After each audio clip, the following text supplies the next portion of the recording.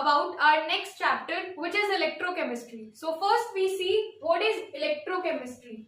Electro means electrical energy and chemistry means we discuss about chemical energy in chemistry. So electrochemistry is the branch of chemistry. ये chemistry की वो branch है जिसके अंदर हमको क्या देखना पड़ता है, relationship देखना पड़ता है between the electrical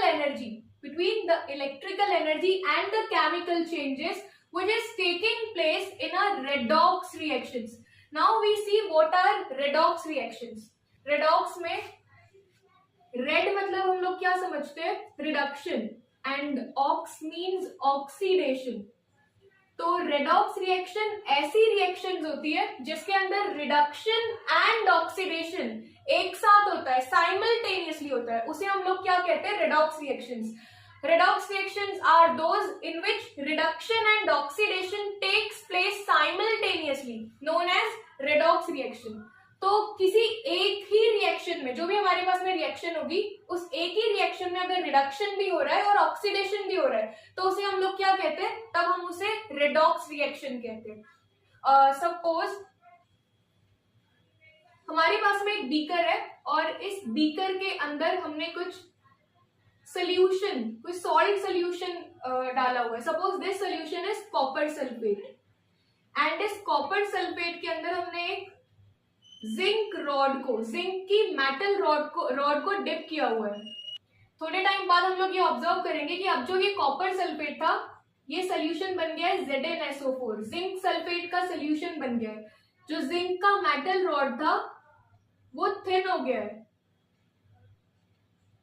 और इसके सराउंडिंग में कुछ रेडिश ब्राउन कलर के प्रेसिपिटेट्स बन जाते हैं, जिसे कि हम लोग क्या कहते हैं, कॉपर मेटल कहते हैं.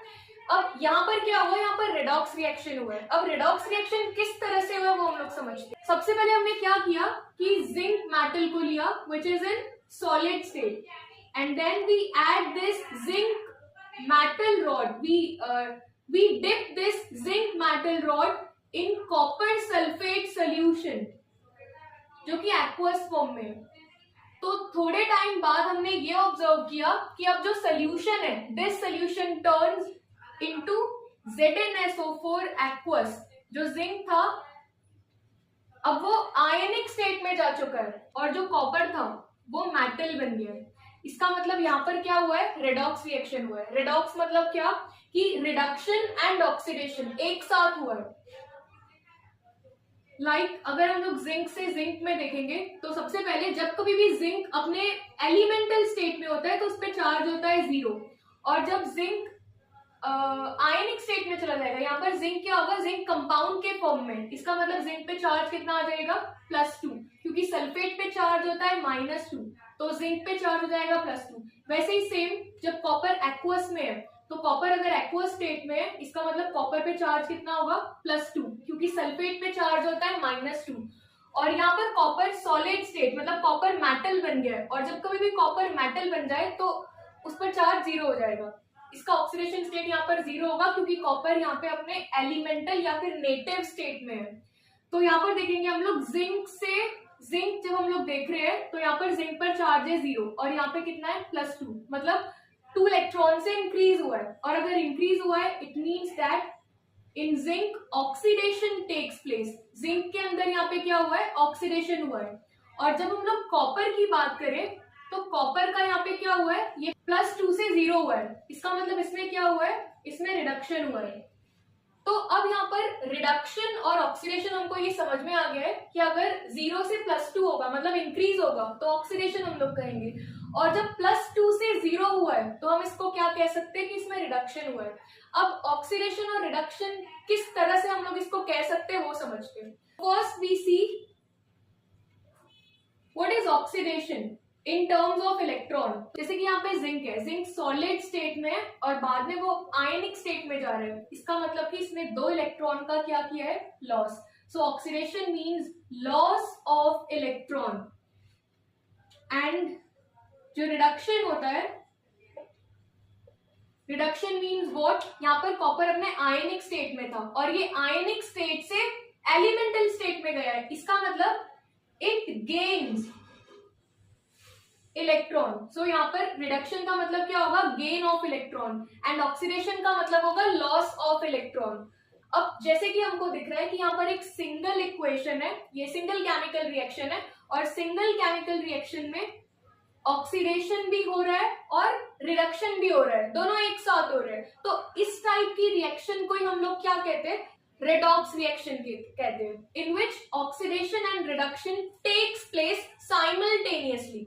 तो अब अगर हम लोग इस सिंगल बीकर वाले एक्सपेरिमेंट की बात करें, तो इस बीकर में हमने कॉपर सल्फेट सोल्यूशन रखा हुआ था, जो कि किस कलर का था, ब्लू कलर का। फिर हमने इसके अंदर क्या किया है, फिर हमने इसके अंदर जिंक रॉड को डिप किया।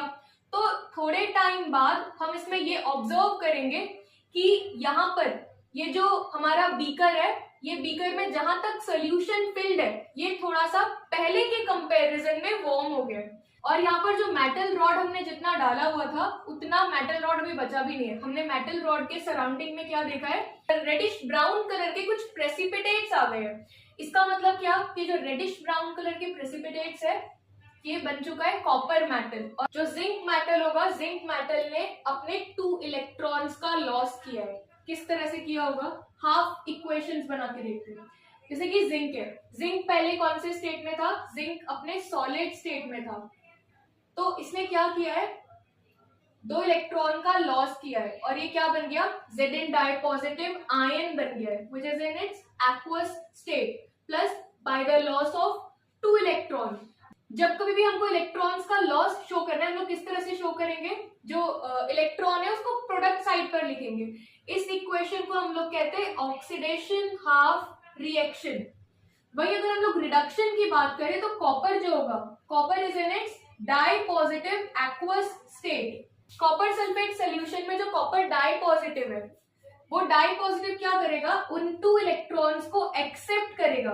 Copper will accept 2 electrons and then become copper metal. यहाँ पर कॉपर का क्या हो गया, रिडक्शन हो गया है, तो इसको हम लोग कहेंगे रिडक्शन हाफ रिएक्शन।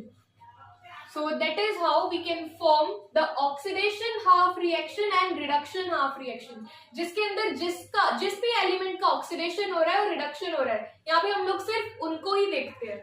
अच्छा, यहाँ पे सबसे बड़ी और इम्पोर्टेंट बात ये आ जाती है कि ऐसा क्यों हो रहा है कि यहाँ पर जिंक मेटल ने कॉपर मेटल को रिप्लेस कर दिया है। जैसे कि जिंक पहले एलिमेंटल स्टेट में था और कॉपर आयनिक स्टेट में था, कंपाउंड के फॉर्म में था। पर थोड़े टाइम बाद हमने ये देखा कि जिंक आयनिक स्टेट में आ गया है, मतलब जिंक अभी कंपाउंड बन चुका है, और जो कॉपर था वो भी अकेला मेटल हो गया है। तो ये इसीलिए हुआ है due to reactivity series. Highly reactive metals होते हैं, highly reactive metal least reactive metal को क्या कर देते हैं, हमेशा रिप्लेस कर देते हैं। तो यहाँ पर भी जो जिंक होगा, zinc is highly reactive then copper, that's why this redox reaction takes place. इसीलिए यहाँ पर जिंक ने क्या किया है, जिंक ने कॉपर को रिप्लेस कर दिया है और ZnSO4 बन गया है, और कॉपर पूरा कंप्लीट मेटल बन गया है। तो इस तरह से हम लोग समझ सकते हैं कि रेडॉक्स रिएक्शन किस तरह से होता है। फिर इसके बाद हम लोग देखेंगे कि इलेक्ट्रोकेमिकल सेल किस तरह से वर्क करता है।